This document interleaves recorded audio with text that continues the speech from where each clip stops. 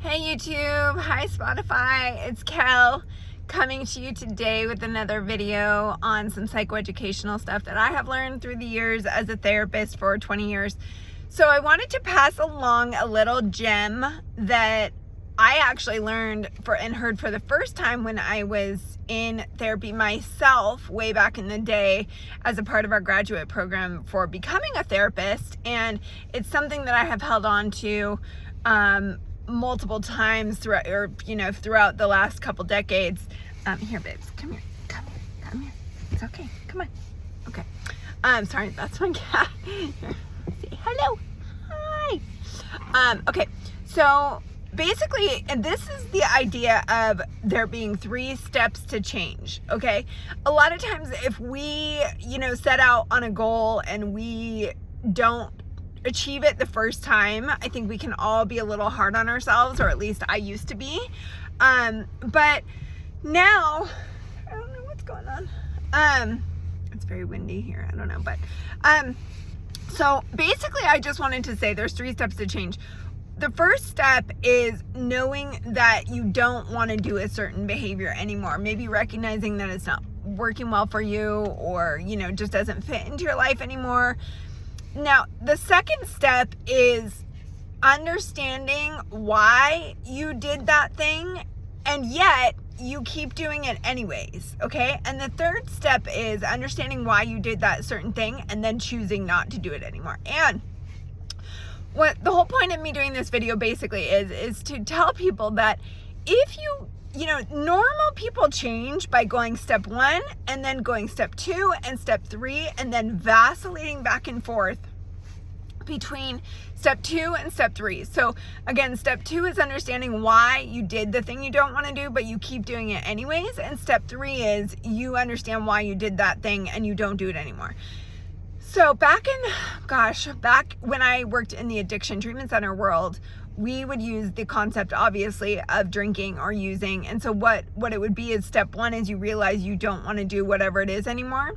Step 2 is you start to understand why you were doing that thing, but you're still doing it, right? So a lot of people, for instance, if they say they decide they don't want to drink anymore, they'll realize that at step 1, and then they'll kind of contemplate on at step 2 of like, or at least through therapy, why did I do that thing? And yet, a lot of times they will keep doing it during that period of time. They might go 2 days without drinking and then drink again, or 3 days without drinking and then drink again.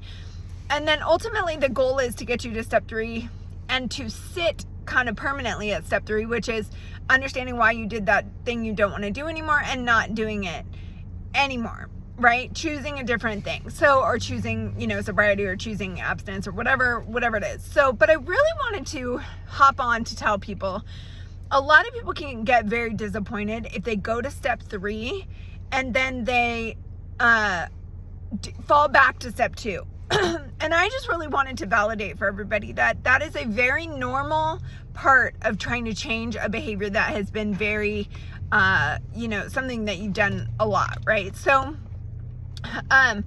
don't be disappointed as long as you can be disappointed, but as long as you keep learning what, more and more about yourself between step 2 and step 3, then I just want you to not see yourself as a failure because you learned something. So, again, the normal process is step 1, step 2, and then vacillating between step 2, step 3, step 2, step 3, step 2, step 3. And when, like in something like sobriety, it might look like going 2 days without drinking and then drinking again. And then, maybe you stay sober a little longer the next time because you've learned a little more about how to maintain it, or, but, a lot of times people who used to like, quote, fall off the wagon, or they would just see themselves as a failure and kind of just be like, well, I can never do it because, I tried that time and I failed.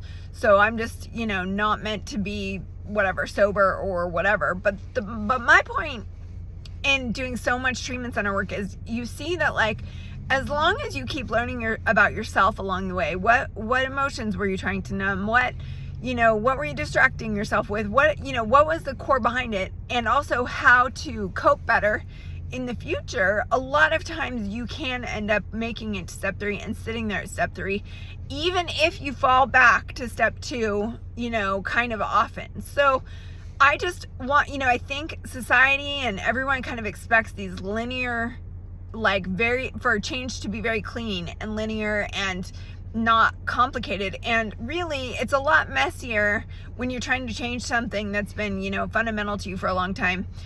It's a lot messier than just step 1, step 2, step 3, and you just stay at step 3, So I just wanted to pop on and say that so that anybody out there struggling with change, to give yourself a little bit more grace, learn more about yourself, try to cope better, but that change is often not a strictly linear thing, and it can be very messy before you come out at step 3 and just sit there prettily, So I wish you the best wherever you are, and I will see you next time.